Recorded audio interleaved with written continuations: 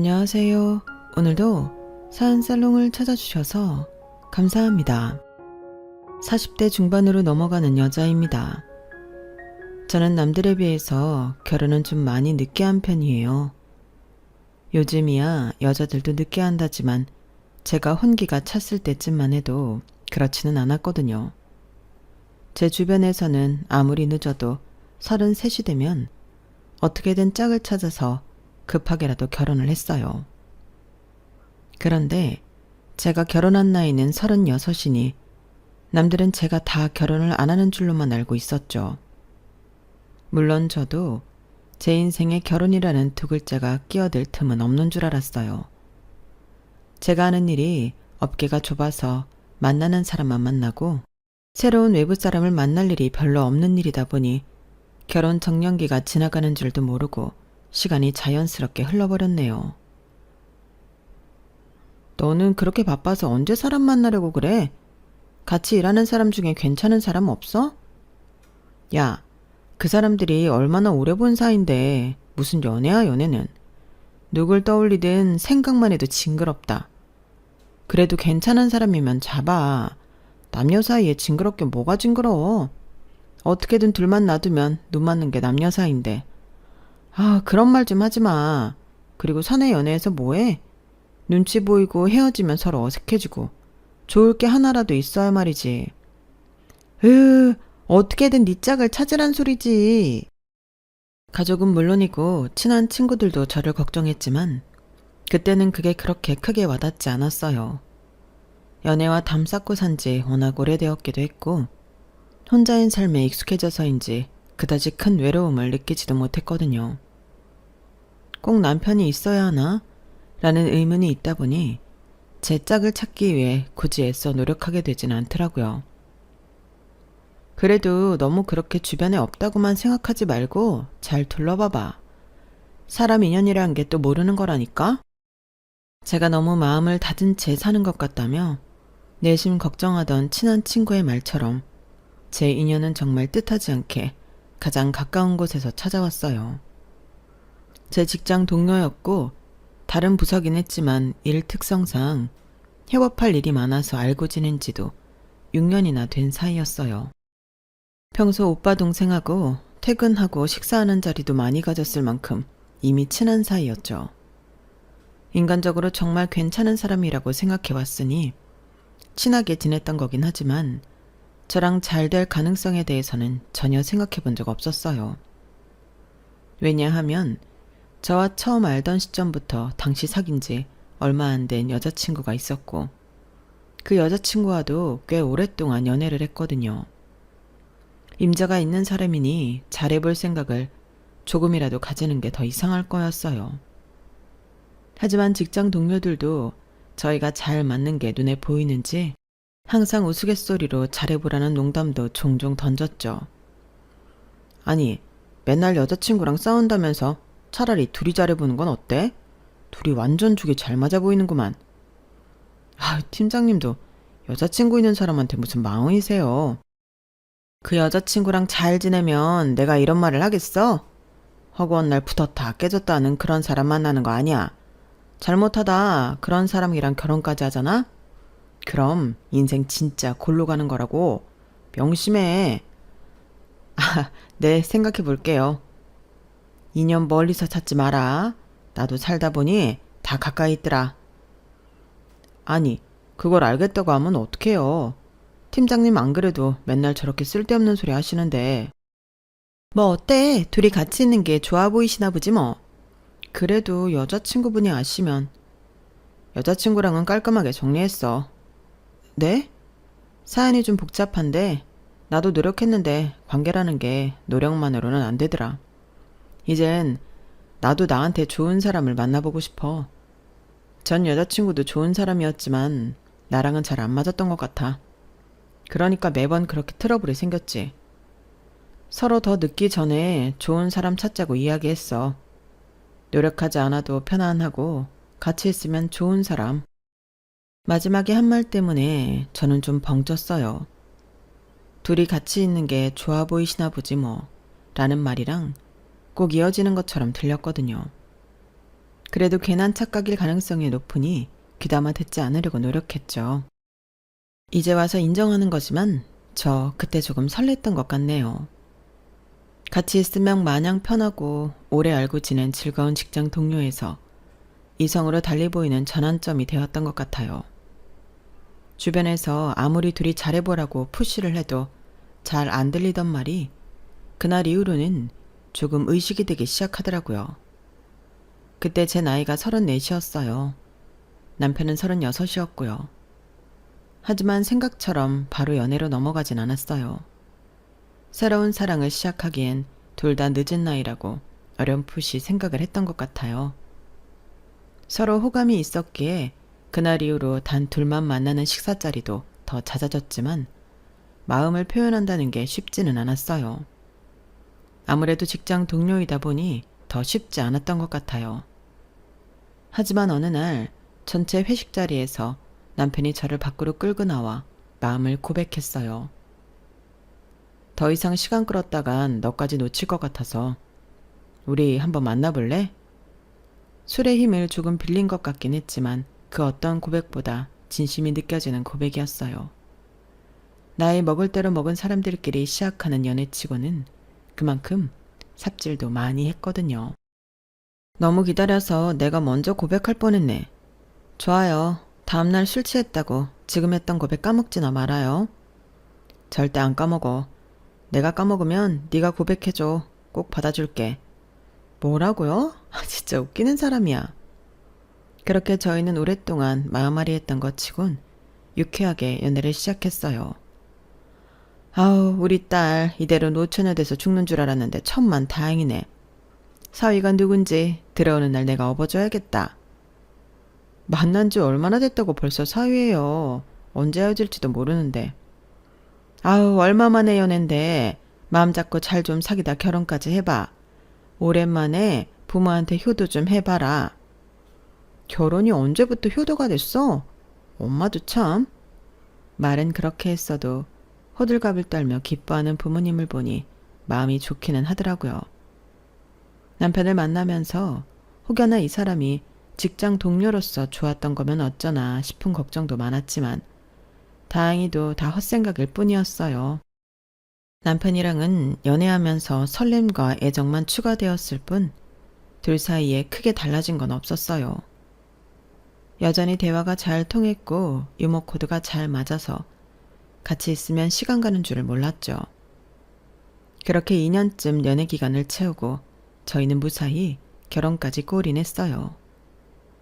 둘 다 나이가 있고 직장도 같은 곳을 다니다 보니 양측 부모님께서는 큰 반대 없이 환영해주는 분위기셨어요. 아우, 우리 큰아들이 드디어 결혼을 하네. 이런 말을 해도 되나 모르겠지만 말이야. 나는 전에 얘랑 사귀던 애 있지? 걔랑 결혼할까봐 얼마나 불안했는지 몰라. 엄마, 참 별 쓸데없는 소리를. 아니 왜? 어차피 다 지나간 일인데. 어쨌든 우리 집에 와줘서 고맙다. 이렇게 참하고 예쁜 며느리였는 게 얼마나 큰 행운인데.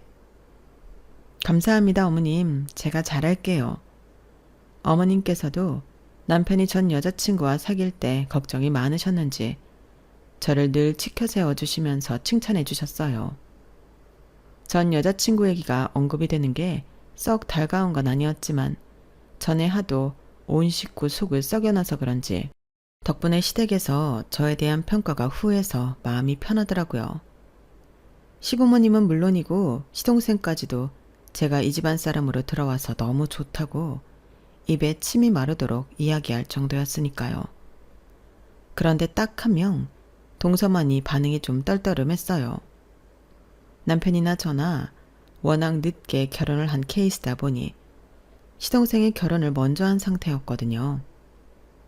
시동생은 남편이랑 나이 차이가 꽤 나는데도 결혼 정년기에 결혼을 했다 보니 집안에는 동서가 저보다 3년은 빨리 들어왔더라고요. 그래서인지는 몰라도 어른들의 눈에 닿지 않는 자리에서는 저에게 은근히 텃세를 부리려는 게 느껴졌어요. 다들 형님이 그렇게 좋으신가? 나는 아주버님이 전에 만나시던 분도 괜찮았던 것 같은데? 여보, 갑자기 왜 쓸데없는 소리라고 그래? 그 사람이 낫긴 뭐가 나? 맨날 형이랑 싸우고 밤중에 우리 집 찾아와서 문 두들기고. 나는 그렇게 경우 없는 사람은 태어나서 처음 봤다. 아니 뭐 그래도 되게 예쁘셨잖아. 집도 잘 사셨고. 집이라면 우리 형수님도 못지 않거든. 형수님 성북동 부자 동네 출신인 거 몰라? 뭐? 정말? 그래, 전에 만났던 사람은 그래봤자 그 지역에서 잘 살았던 거지. 서울에서 잘 사는 거랑 비교가 돼? 안 그래요, 형수님? 아, 뭐 할아버지가 잘 사셔서 그런 거긴 한데 어쨌든 뭐. 와, 할아버지가 잘 사시는 거면 그냥 대대손손 부자시네. 여보, 이상한 소리 말고 현수님 말 좀 잘 듣자. 아니, 당신은 무슨 말을 그렇게 해? 형님이 부자면 내가 말을 잘 들어야 돼? 진짜 짜증나. 그리고 아주버님도 그러시는 거 아니야. 그렇게 오래 사귀어서 식구들 다 정들게 해놨으면 그 사람이랑 결혼을 해야지. 헤어진 지 얼마 되지도 않았는데 다른 여자 만난다길래 황당했는데 그 여자랑 결혼까지 해? 내 입장에선 좀 황당하지. 아니, 당신이 황당할 게 뭐가 있어. 형수님, 죄송해요. 이 사람이 그 사람이랑 좀 친하게 지냈거든요. 아우, 진짜. 당신 언제 철들래? 그럼 우리 형이 당신이랑 그 여자랑 친하다는 이유로 인생 말아먹어야겠어? 아, 몰라. 나는 건이 예쁘고 돈도 많고 잘 챙겨줘서 좋았단 말이야. 꼭 가족 돼서 만나기로 했는데 시부모님도 다 형님만 좋아하고 전애 언니는 욕만 하고. 그래, 어머님 아버님도 좀 그래. 나랑 친하게 지는 거 아시면서 그러는 건 좀 아니지. 다 짜증나. 짜증난다고. 한바탕 짜증을 부리던 동서가 갑자기 식당을 뛰쳐나가는 바람에 마침 들어오고 있던 남편과 시부모님은 어리둥절한 표정을 지으셨어요. 형수님, 정말 죄송해요. 저 사람이 어려서 그런가 아직 철이 좀 심하게 없죠? 제가 잘 달래볼게요. 무슨 일이야? 아니야, 아무것도. 둘이 부부싸움을 좀 해서. 아무래도 남편이 알면 노발대발할 것 같아 남편에겐 굳이 자세한 얘긴 하지 않고 둘러댔어요. 그래도 머릿속에 의문은 하나 남더라고요. 도대체 얼마나 친했기에 저러나 싶은 거요. 여보, 근데 전에 만나던 여자랑 동서랑 친하게 지냈었어? 어? 그게... 근데 그건 왜? 둘이 싸우는데 얼핏 들은 것 같아서. 재수씨가 나이가 좀 어리다 보니까 귀여운 여동생 생긴 것 같다고 좋아하긴 했지. 아마 잘 챙겨주긴 했을 거야. 근데 그 사람 얘긴 좀 그만하자. 나 그 사람 잊고 살고 싶고 당신이랑 새 인생 살아보고 싶어서 결혼한 건데 자꾸 그 사람 얘기 나오는 게 너무 불쾌해. 알겠어. 오늘은 진짜 어쩌다 보니까 얘기 나온 거야. 대충 상황을 파악해 보자니 동서가 텃세를 부리는 이유가 짐작이 되더라고요. 남편이 전에 만났던 여자랑 보통 친하게 지낸 게 아니었던 것 같더라고요. 시동생도 남편과 저랑 나이 차이가 좀 있는데 시동생과 동서도 나이 차이가 좀 나는 터라 동서가 저랑은 8살 정도 차이가 나긴 했어요. 보아하니 나이도 좀 어리다 싶고 돈도 있는 집안이다 보니 이것저것 선물도 해주면서 친해진 모양이더라고요. 솔직히 그런 이유로 저를 배척한다기엔 너무 유치해서 어이가 없긴 했지만 최대한 이해해보려고 노력을 했어요. 당시 동서 나이가 20대 후반이니 마냥 어린 나이도 아니었는데 저 나름대로 좋게 해석을 하려고 했죠. 엄청 좋아하던 언니가 곧 가족이 되는 줄 알았더니 헤어지고는 홀라당 모르는 여자가 집에 들어왔으니 괜히 마음에 안 들었나 보다 하면서요. 어떻게 하면 동서랑 잘 지낼 수 있을까 고민도 해봤는데 답은 생각보다 심플하게 떠올랐어요. 그냥 동서가 원하는 형님이 되어주면 되는 거 아닌가 싶더라고요.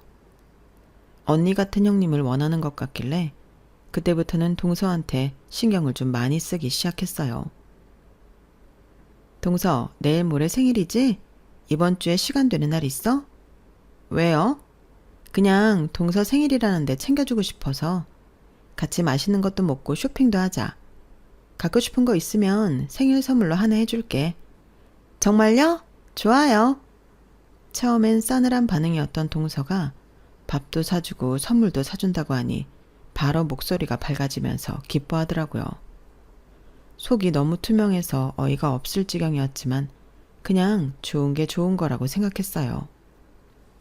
지금 같았으면 동서가 그러든 말든 신경 안 썼을 텐데 저는 그때 제가 나이도 더 많은데 시댁에서는 동서보다 늦게 들어간 데다 다른 시댁 식구들이 저를 너무 좋아라 해주니 유일한 트러블 메이커인 동서하고도 좀 잘 지내보고 싶었던 것 같아요.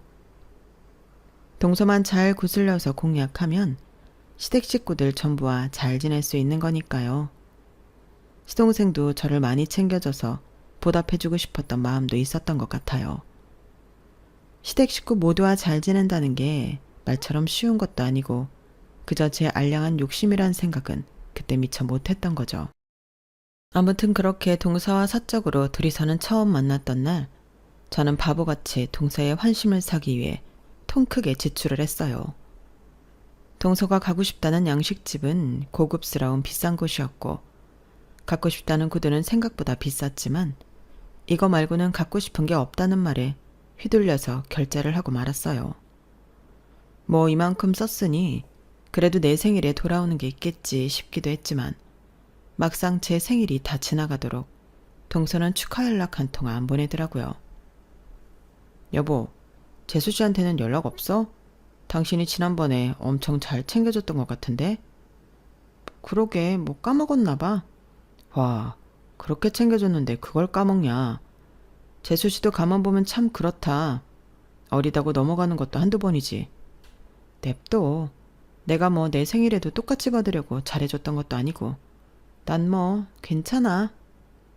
말은 그렇게 했지만 저도 사람인지라 내심 서운하긴 하더군요. 그래도 동서지간에 뭘 그렇게 바라나 싶은 마음으로 넘겼어요. 그나마 다행이었던 건 생일에 그렇게 챙겨주고 나니 동서가 예전보다는 심기불편한 소리도 안 하고 저를 대하는 태도가 한결 나아졌다는 거였어요. 처음부터 저도 그걸 원했기 때문에 큰 불만은 없었어요. 동서, 이번에 김장 좀 했는데 김치 좀 줄까? 어머, 정말요? 주면 저희야 감사히 먹죠. 직접 담근 김치 얼마 만에 먹어보는지 모르겠네요. 우리 형님 완전 짱이에요. 제가 잘해주면 잘해줄수록 동서는 저에게 우호적으로 변해갔어요. 사람 태도가 바뀌는 걸 실시간으로 보고 있으니 저도 약간 그 반응에 중독이 됐는지 자꾸만 동서한테 잘해주게 되더군요. 여보, 근데 당신 재수씨한테 너무 퍼주는 거 아니야? 뭐 재수씨한테 퍼주면 내 동생한테도 퍼주는 거니까 마냥 나쁘지만은 않아서 나도 여태 가만히 있었는데 재수씨 태도가 은근히 괘씸해서. 응? 동서 태도가 왜? 우리한테 받는 게 너무 당연해 보이잖아. 우리가 아무리 동생네랑 나이 차이가 많이 난다지만 서로 나이 먹을 만큼 먹었는데 그렇게 애 챙기듯 챙겨줄 필요는 없는 것 같아. 알겠어. 내가 좀 너무 신나 있었던 것 같네. 재수씨가 고마워라도 했다면 나도 굳이 터치 안 했을 텐데 언젠가부터 재수씨 태도가 좀 마음에 걸려서 당신 위해서 말한 거니까 너무 속상해하진 말고. 남편의 걱정대로 사실 동서의 태도가 묘하게 달라진 건 사실이었어요. 형님, 제가 잘못 생각했던 것 같아요. 뭐를? 형님 처음 집에 들어오셨을 때 진짜 별로라고 생각했거든요. 전에 아주버님이랑 사귀던 분이 하도 잘해주셔서 형님도 그럴 거라고는 생각 못했어요. 근데 지내다 보니 오히려 형님이 더 잘해주시는 것 같아요. 역시 아주버님 선택에는 이유가 있나 봐요. 처음에는 전 여자친구와의 비교도 멈추고 오히려 제가 더 낫다고 치켜 세워줬어요. 그런데 시간이 가면서 아무래도 저도 제 인생을 살다 보니 동서에 대한 관심이 소홀해졌고 그걸 동서가 느낀 순간부터 다시 가시방석이 시작됐죠. 형님, 요즘은 왜 이렇게 연락이 안 되세요? 저 솔직히 서운해요. 아, 동서 미안해. 내가 요즘 일이 좀 바빴어. 안 그래도 요즘 어떻게 지내나 궁금했는데 잘 지내지? 저 임신했어요. 어? 정말? 언제? 너무 축하해. 형님이 먼저 물어봐 주시길 바랬는데 결국 제가 연락해서 제 입으로 말하네요? 어? 내가 그걸 어떻게 먼저 물어봐. 동서 아이 계획이 있는 것도 몰랐는데? 그러니까요. 형님이 저한테 관심이 많으신 줄 알았는데 완전히 제 착각이었네요. 이번에 깨달았어요. 그런 거 아니야, 동서. 어쨌든 임신은 정말 축하해. 나도 드디어 조카 생기는 건가? 동서 닮으면 너무 예쁘겠다. 그건 아니긴요. 그냥 제가 알아서 받아들일 테니까 변명하지 마세요. 동서, 혹시 서운해하는 거야? 일이 바빠서 그랬다니까 너무 그러지 마. 네?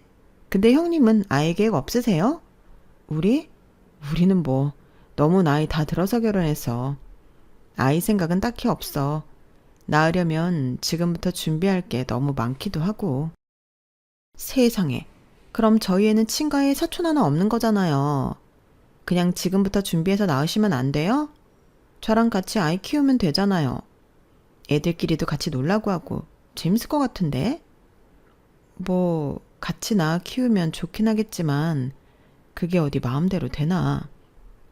사실 나랑 남편은 결혼할 때부터 거의 암묵적으로 아이는 안 낳고 둘이서만 사는 걸로 생각하고 있었어. 시댁에는 굳이 이야기 안 했지만 어머님 아버님도 우리가 결혼을 늦게 해서 그런지 별다른 압박 안 주시는 것 같고. 저한테는 아기 언제 낳을 거냐고 엄청 물어보셨는데 그런 게 어딨어요. 근데 어차피 동선에는 낳을 생각이었던 거 아니야?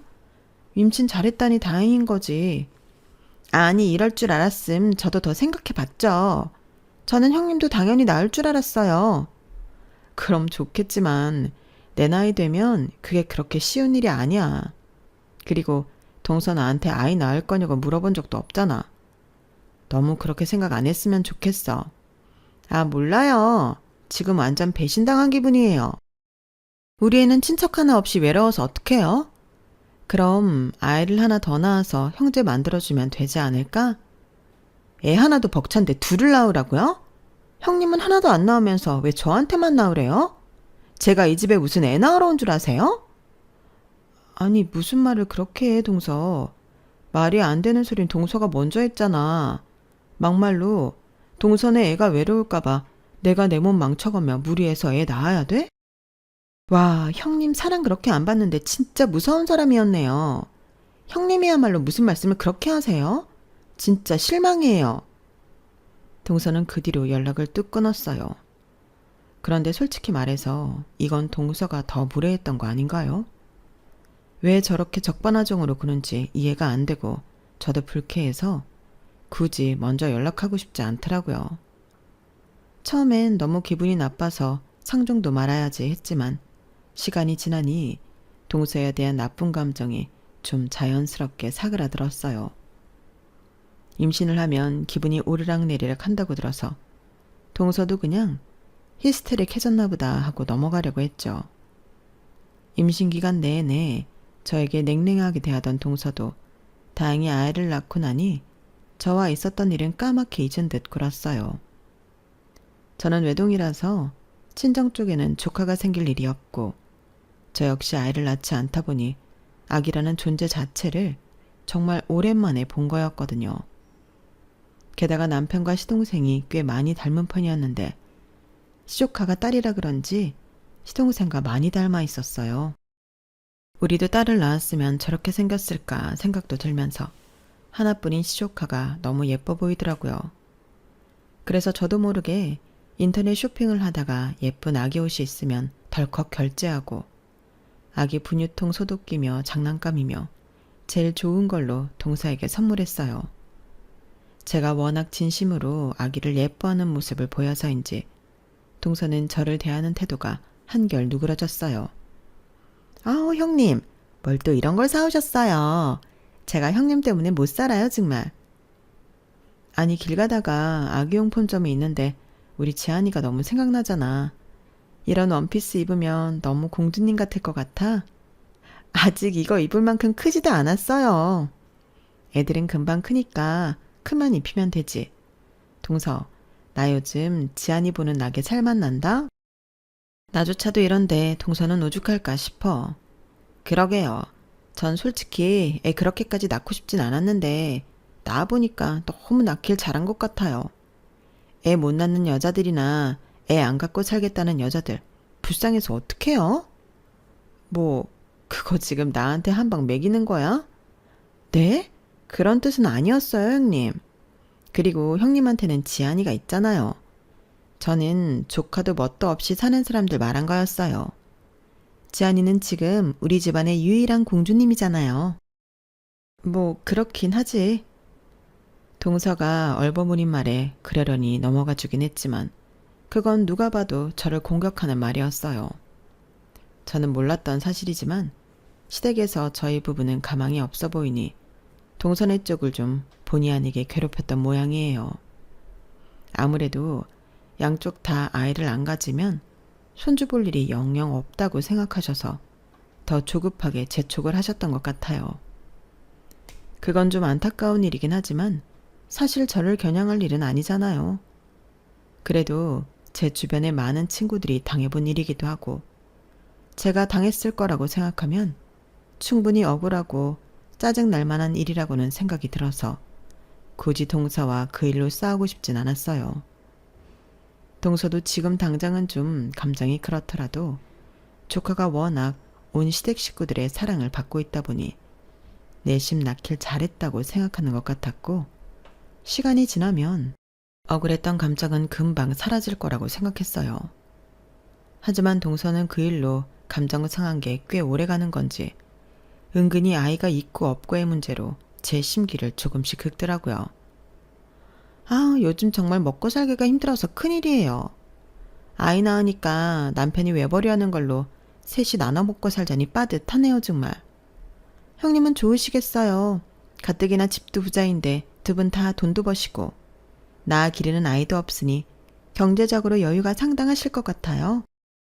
뭐 그렇게 생각할 수는 있겠지만 꼭 그렇지만도 않아, 동서. 돈이라는 건 어떻게든 나가게 되어 있는 것 같아. 어떻게 쓰느냐가 중요한 거지. 동산에는 아이 키우는 일에 쓰고 있으니 누구보다 값지게 쓰고 있잖아. 너무 그렇게만 생각하지 마. 형님이 안 낳아보셔서 그런 소리 하실 수 있는 거예요. 아이 낳으니까 돈도 돈인데 제 시간도 하나도 없어서 보통 힘든 게 아니라니까요. 형님은 취미활동 하고 싶은 게 있으면 언제든 시간 내서 경제적 부담 없이 하실 수 있잖아요. 전 제 시간이 아예 없다니까요. 어쩌다 시간 생긴다 해도 제가 돈이 있나 뭐가 있어요. 애는 예쁜데 애 이쁘려고 저는 말라 죽어간다고요. 형님도 참 너무하세요. 아이 낳기 전에는 한 번씩 불러내서 바람도 쐬어주고 하시더니 애 생기니까 애 선물만 지어주고 연락은 뚝 끊으셨잖아요. 너무 서운해요. 동서, 그건 오해야. 조카 때문에 동서 시간 없을 거 뻔히 아는데 내가 어떻게 동서한테 나아라 마라 약속을 정하겠어? 동서가 여유 생기면 먼저 찾아주겠거니 생각해서 그랬어. 동서만 괜찮으면 당연히 나는 동서랑 만나서 시간 보내고 싶지. 저 진짜 한 번씩 스트레스 풀고 싶은데 그럴 틈이 없다고요. 시댁도 애 이쁘다고만 하시지 한 번을 안 봐주시고 저희 친정도 애 봐줄 형편이 안 돼요. 남편이랑 둘이 어딜 가고 싶어도 애를 어디 맡길 데가 없으니까 갈 수가 없죠. 둘 중에 하나라도 나가려면 한 명이 애를 봐야 하는 상황이니 이도저도 못하고 있다고요. 동서는 별뜻 없었을 수도 있지만 그 말이 꼭 저한테 시간 있을 때 애를 봐달라는 뉘앙스로 들리더라고요. 물론 직접적으로 말한 건 아니지만 순간적으로 확 부담이 되더라고요. 동서한테 도움을 주고 싶은데 동서 말대로 내가 애를 안 낳아봤으니 참 도움 주기가 어렵네. 한번 서방님한테 아이 맡기고 나올 순 없어? 동서 하고 싶은 거 있었으면 같이 해줄게. 애는 도저히 못 봐주겠어서 못을 박을 겸 물어본 거였어요. 하도 못 나온다고 징징대니 이렇게 말이라도 하면 상황이 넘어갈 줄 알았는데 동서는 그냥 넘어가지 않더라고요. 정말요? 진짜죠? 남편한테 물어볼게요. 얼마 안 있다 정말로 동서는 약속을 받아내더라고요. 당시 회사 일로 너무 피곤했기 때문에 동서 장단을 맞춰주기 힘들 것 같다는 생각이 들었지만 약속한 게 있기 때문에 어쩔 수 없었어요. 그리고 이렇게 하루 동서 비위 맞춰주고 나면 그 다음 한동안 시댁 생활이 편해졌기 때문에 그냥 눈 한번 딱 감고 피곤한 거 참고 맞춰주는 게 낫겠다 싶었죠. 그런데 그날도 동서 하는 짓이 가관이었어요. 형님, 저 형님 덕분에 진짜 100년 만에 꾸며본 것 같아요. 맨날 집에서 초췌하게 애만 보고 있다가 화장만 해도 기분 좋더라고요. 정말 살 것 같아요. 다행이네. 오늘은 동서 하고 싶은 거 다 하자. 뭐가 제일 하고 싶었어? 저 뮤지컬 보고 싶었어요. 제가 결혼 전엔 뮤지컬을 엄청 보러 다녔거든요. 어? 뮤지컬? 저는 뮤지컬에 관심조차 없었던 데다 뮤지컬 값이 보통 비싼 게 아니라서 순간 머리가 멍해지더라고요.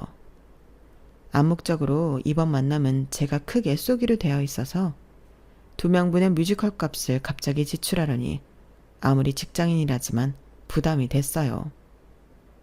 제 반응을 살핀 동서가 눈치를 보는 척이라도 하더군요. 당연히 제일 안 좋은 자리에서 볼 거니까 너무 걱정 마세요, 형님. 아, 그래도 이왕 보는 거 좋은 자리에서 보는 게 낫지 않아? 인기 있는 뮤지컬은 차라리 다음에 제대로 예매해서 보는 걸로 하자. 에이, 아니에요. 뮤지컬이 그렇게 대중들한테 인기 있는 취미생활이 아니라서 당일에 현장 예매해서 봐도 충분히 볼 수 있어요. 저는 사이드석도 좋아하니까 오늘 봐요. 오늘 아니면 언제 또 볼 수 있을지 몰라서 그래요. 아, 그래. 그러자 그럼. 동서가 화장실 간 사이에 몰래 찾아보니 뮤지컬 가장 싼 자리는 당시 물가로 5만 원 정도 하더라고요. 그 정도면 그리 큰 부담은 아니겠거니 스스로 위로하며 극장에 도착했어요. 2층 자리 중에 예매하려고 하는데요. 2층 뒷줄 자리만 남아있겠거니 싶어서 자리를 보는데 세상에 당일인데도 앞쪽 VIP석이 연석으로 남아있는 거예요. 어? VIP석 없을 줄 알았는데 있네요. 취소표인가 보다. 기대감이 초롱초롱한 얼굴로 저를 쳐다보는데 굳이 좋은 자리 놔두고 사이드 자리를 고르기가 난처하더라고요. 그래서 어쩔 수 없이 도합 30만 원꼴인 좌석을 울며 겨자 먹기로 결제를 했어요. 재미도 없는 지루한 뮤지컬을 쓸데없이 비싼 자리에서 보는 거라 그걸 관람하는 내내 울컥울컥 감정이 올라오더라고요. 잠이나 안 자면 다행일 정도로 취향이 아니어서 더 짜증이 났어요. 그래도 이렇게 한번 거하게 썼으니 밥은 동서가 사겠지 싶었는데 동서는 밥도 비싼 양식 레스토랑에서 먹어보고 싶었다며 데리고 가더니 계산할 때가 되니 뒤로 쏙 빠지는 거예요. 차마 그 꼴은 못 보겠어서 제가 동서 팔을 잡아 계산대 앞으로 끌고 왔어요. 동서, 내가 웬만하면 오늘은 전부 사려고 했는데 생각보다 뮤지컬에서 지출이 좀 커서 밥은 동서가 좀 사면 좋겠는데? 어머, 형님, 제가 돈이 어딨어요. 맨날 집에서 애만 보는데. 그래서 나도 오늘 다 사려고 했다니까? 근데 카페랑 뮤지컬은 내가 샀으니까 밥 정도는 동서가 좀 사도 되는 거 아니야? 설마 무일푼으로 나온 건 아닐 거 아니야. 평소에 만날 때마다 형님이 다 사셔서 이번에도 당연히 그럴 줄 알고 지갑 안 가져왔어요. 교통카드밖에 없어요. 눈 하나 깜빡하지 않고 거짓말을 치는 것 같은 모습에 갑자기 쌓여왔던 감정이 폭발하더군요. 동서, 그동안 내가 동서 안 맞춰준 거 하나라도 있어? 오늘은 좀 심하다고 생각 안 해? 만날 때마다 내가 다 내고 애 선물도 사다 주고 했는데 내가 ATM 기기도 아니고 이런 식으로 나오는 건 좀 아니지. 저도 모르게 욱해서 소리를 질렀더니 동서는 충격받은 걸로 피해자인 척을 하기 시작하더군요. 형님, 이건 얘기가 다르지 않아요? 제가 하고 싶은 거 다 하라고 해서 했을 뿐인데 왜 이러세요? 갑자기 이러시면 저도 황당하죠. 돈 쓰기 싫으면 싫다고 말하면 되지. 무슨 그런 말 같지도 않은 이유를 대세요? 몰라요. 오늘은 형님이 다 사준다 해서 나온 거니까 전 책임 없어요. 형님이 하신 말씀이니까 형님이 지키세요. 동서는 되려 자기가 더 화를 내더니 계산은 안 하고 도망치듯 가게를 나가버렸어요. 벙찐 직원에게 계산을 하는 건 결국 또 제 몫이 됐죠. 뭐 그런 인간이 다 있어. 재수씨 평소에도 얄밉다고 생각은 했지만 해도 너무하네. 당신 쓸데없이 재수씨한테 잘해주지 마. 사람이 왜 그러냐 정말. 난 좋은 게 좋은 거니 챙겨준 거지. 서방님도 내가 동서한테 잘해주는 거 좋아라 하고, 서방님이 좋아하면 당신도 좋아할 테니까. 근데 잘해주니까 호의가 걸린 줄 알고 막 나가네. 사람이 잘해줄 때 감사한 걸 알아야 잘해줄 맛이 나지. 이건 동서가 먼저 선 넘었으니 더 이상은 나도 호구처럼 잘해줄 생각 없어. 그래, 잘 생각했어. 잘해도 자기가 더 잘해야지. 나이 많은 당신이 잘해야 돼? 됐다 그래. 사연을 들은 남편도 불같이 화를 내줘서 속이 시원하더라고요. 그동안 괜히 다 같이 잘 지내고 싶다는 생각에 동서에게 시간과 정성을 쏟은 스스로가 허망하게 느껴지더라고요. 그래서 그 다음부터는 시조카에게 챙겨주던 선물까지 싹 다 끊었어요. 그런데 워낙 어릴 때부터 봐와서 그런지 시조카가 저를 잘 따르더라고요. 큰엄마, 저는 큰엄마가 엄마 다음으로 제일 좋아해요. 사랑해요, 큰엄마. 정말? 큰엄마도 시은이 엄청 사랑해. 시조카에게도 냉랭하게 대하고 싶었지만 시조카가 말을 시작하면서 저에게 애정 표현을 시작하니 그래, 애한테 무슨 죄가 있나 싶더라고요. 작은 손으로 귀엽게 애교를 부리는데 안 넘어가고는 못 베기겠더라고요. 동서 얼굴만 보면 화가 치솟다가도 시조카를 보면 마음이 싹 가라앉았어요. 동서도 저랑 사이는 안 좋아도 제가 시조카랑 사이가 좋으니 별다른 터치는 안 하는 것 같더라고요. 동서에게 도움이 되고 싶진 않았지만 시조카가 예뻐서 싹 끊었던 선물을 생각날 때마다 한두 개씩 사주게 되더라고요. 시조카가 기뻐하며 안겨오는 모습을 보는 게 제 작은 낙이 됐어요. 제 자식이 없다 보니 그런 모습에 더 약해지고 더 예뻐 보였던 것 같기도 해요. 용돈을 주면 왠지 다 동서한테로 넘어갈 것 같아서 웬만하면 돈보다는 시조카가 당장 쓸 수 있는 물건들로 선물을 해줬어요. 그런데 어느 날은 시조카가 그런 말을 하더라고요. 큰엄마, 근데 선물은 용돈으로 주는 게 제일 좋은 거래요. 아유, 누가 그래? 유치원 선생님이 말해줬어요. 어른들이 선물 사준다고 골라보라고 하면 용돈이 제일 좋아요 라고 하라고요. 참나, 요즘은 유치원 선생님이 그런 것도 가르쳐줘? 좋은 거 가르쳐주긴 하네. 용돈 주세요, 큰엄마. 그래, 큰엄마가 용돈은 한 번도 안 준 것 같긴 하네. 기다려봐. 조그만 손을 내밀고 얌전히 기다리는 모습이 뻔뻔하면서도 귀여워서 지갑을 뒤적여 10,000원짜리를 꺼내줬어요. 어차피 돈 개념도 없고 직접 쓸 일도 없는 나이라 과자나 사 먹으라고 5,000원짜리나 줄까 하다가 그래도 이왕 자주 안 주는 건데 생각해서 10,000원짜리로 줬죠. 조카는 제 볼에 뽀뽀를 해주고 좋아하더니 제 엄마한테 달려가더라고요. 엄마, 나 큰엄마한테 용돈 받았어.